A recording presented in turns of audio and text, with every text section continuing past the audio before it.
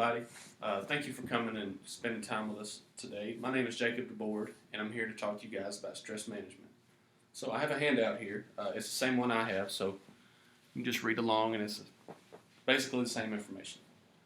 So I want to talk to you guys specifically as teachers about how to manage the stress in your life.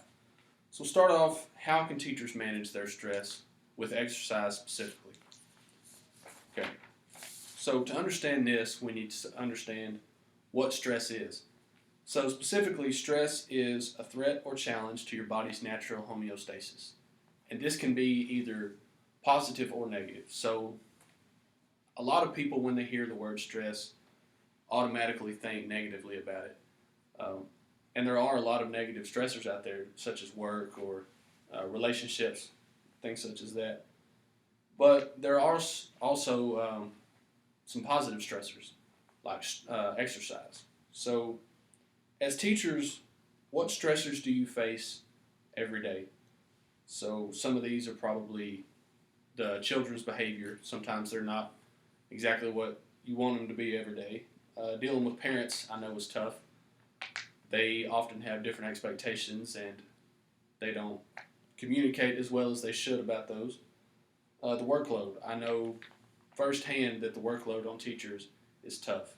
Sometimes you're there before the sun comes up and you don't get to leave until the sun's almost down.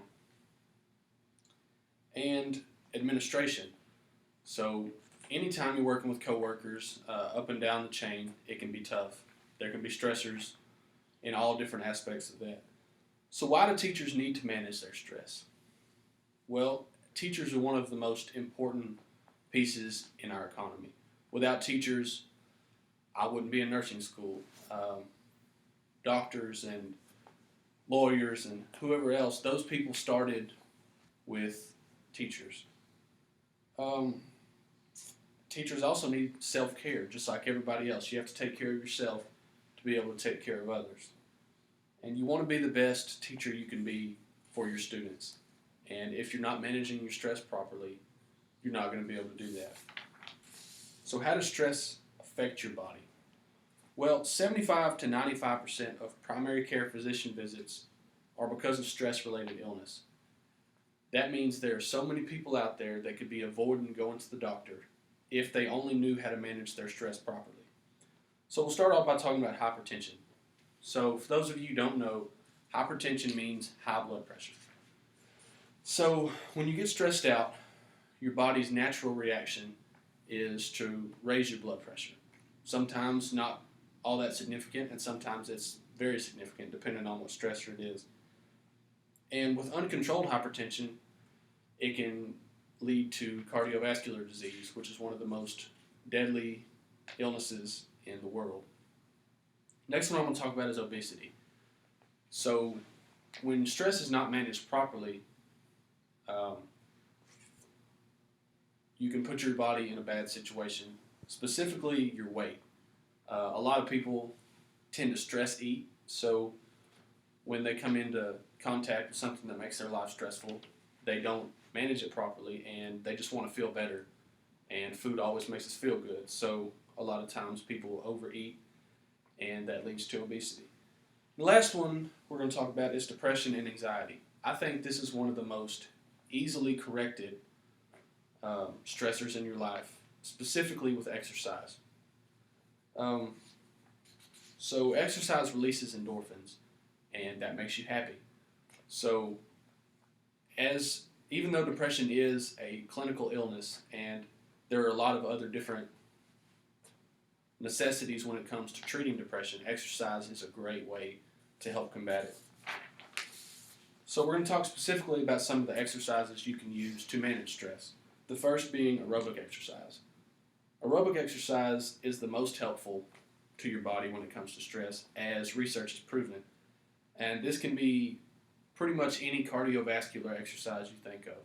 So running, exercise bike, jump rope, things of that nature. The next is mind-body exercises. So this is yoga or Tai Chi. These allow you to take a break from the stressors in your life. They work cardiovascularly, but not quite as much as aerobic exercises do. So they're pretty helpful, but not quite as much as aerobic. But there's something that you can augment with. If you don't want to run 5 times a day, you can do yoga a few times, or do yoga in the morning. I've found that it's a great way to wake up, just stretching your body. It's a great way to release those endorphins and help combat stress. And the last one is resistance exercises. So this is pretty much weight training. Research has not proven that resistance exercises have a direct correlation with stress management, but they have shown that it's a great way and a healthy way to get away from your stress.